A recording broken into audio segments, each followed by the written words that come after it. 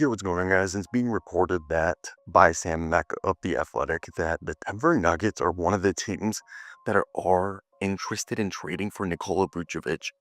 And if you guys don't know, this would be a pretty hard trade for them to do if they weren't going to trade Michael Porter Jr., which I personally think if you're going to get Vooch, you're not trying to trade any of your good players. You want him to join Russ off the bench and to help bolster this team, especially because like his contract isn't even that crazy for being $20 million a season.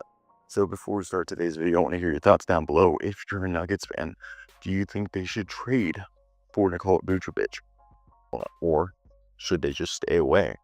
I actually just think it's like a really good bet, to be honest. And the reason they would do this is the Denver Nuggets acquiring Nikola Vucevic, he would bolster first off their depth and give them the best front court duo of all time. Not of all time, but you know what I mean. In the league, where like Nikola Vucevic and Nikola Jokić on the floor, two slobs, that would be insane.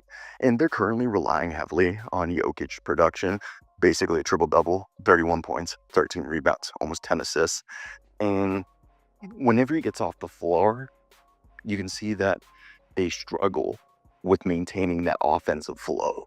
And Vooch would really help this team. That if you guys want to look from like a statistical standpoint, they are the 10th best 3-point percentage in the league at almost 38%, but they attempt the third lowest amount of 3-pointers. So he would come in and help them. They are the 5th best defensive rebounding team and 3rd best true shooting. So again, he'd be someone who'd help maximize something that they're already good at. They're the 4th worst free throw team in the league. So that's another thing that I think having a guy like him in the 4th quarter would help. All in all, it's just that like, because Dario Saric didn't pan out, and the only sort of help you have of consistent offense off of the bench is Russell Westbrook. And obviously, even though he's having a revival season, he's not necessarily the most efficient shooter. So bringing in a guy like Nikola Vucevic would be able to immediately stretch the floor. He's a career 35% three-point shooter, but the last few seasons he's been like a 40% three-point shooter, be an effective rebounder, and help balances out Jokic's offensive output and just like his workload. And yeah, he's not going to fortify their defense, but he's still like a 7-footer. He's still going to be a presence there. And Michael Malone is a guy who emphasizes team-oriented basketball. So he's going to seamlessly fit in Vooch. And that's the other thing. Michael Malone's defensive emphasis is going to mitigate Nikola Vucevic's historical defensive weaknesses. And the offensive scheme, which is already built around their big man, is going to allow Vooch and Jokić to either operate as dual threats and pick and pops and post play when they're both on the court, or allow you to stagger Jokic's minutes so he's not dead all the time. And I think it's just one of those win-win situations if they were to do a trade like this. Now,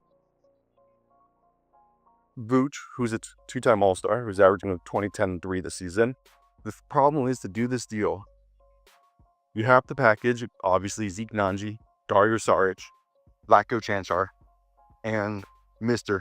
DeAndre Jordan, and Deron Holmes.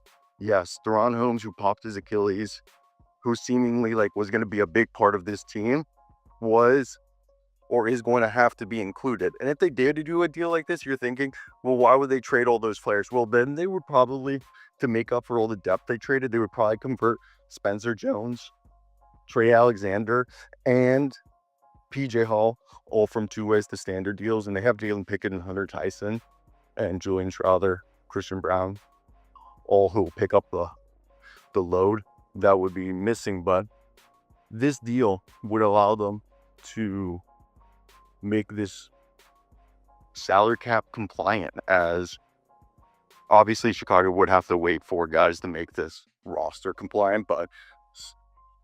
And the biggest thing is figuring out if you can make sure that they can navigate out of the second apron, because post-trade right now, if they did it like this, they become a second apron team, which would restrict, future moves like aggregating players in a trade, cash trade, and using their mid-level exception.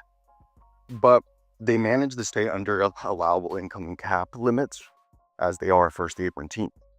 But as I said, you'd be giving up on Deron Holmes, who did pop his Achilles, but you'd be getting an all-star to come off your bench. And I think that's the biggest thing that you want to weigh it out. And from a Chicago standpoint, if they did do a trade to do this, I think it's finally pivoting towards a younger, more flexible roster, finally facing the music of rebuilding and moving Nikola Vucevic, who's been a productive veteran. Next year, he becomes a expiring contract. I think this is the last moment of value you can get. That by next year, I think he starts to lose a bunch of value. And you get a bunch of productive players. Like Vlatko Čančar is going to be cut. Zeke Nnaji, I know the contract isn't great, but he's a guy who's a switch big, who's still in his early 20s, was a first-round pick who could be either a power forward or center, has potential to be a versatile defender and floor spacer, and he kind of fits what they need in the rebuild, and he goes well with Jalen Smith. And then Dario Saric can either be a buyout guy or you can try to be a reclamation project that in the offseason you trade because he just has another year on his deal. But kind of had the same problem and then got traded last year and they got traded to OKC and had a good time. DeAndre Jordan's an expiring who could just be a mentor and a steady veteran presence. Like I said, Vlatko would just be cut, but this trade just benefits them financially. And you'd assume they'd throw in a bunch of second-round picks or something. And for Vooch, he joins a title contender and plays in a system that maximizes his strength as a scoring big man and playmaker and mitigates his defense and allows him to be like the primary offensive scorer whenever Jokić, like basically to tell him, just do what Jokić does whenever he sits. And his versatility and half-court execution is a big reason why they want to do this. So you just look at this and it's kind of obvious that the Nuggets' high ball movement, efficient offense is perfect for our guy, Vooch. So when I saw this report, I was like, you might have to give up a decent bit of players, but they have such a good farm system. And plus free agent wise, if they wanted, they can go get some vets. Like there's guys out there that they can go get, like Devontae Graham. And forward wise, it's a little bit harder. But there's guys out there that I think is I just think that like, and there's Will Richardson, who Larry Jameer, young Will Richardson would also be two guys that are probably converted on their two ways. So, like I said, I think you can see what they're doing and why. If they did do a trade for a Vooch, because they have a farm system to help replenish this depth that they could lose if they swing for a trade like this. That's it. Let me hear your thoughts.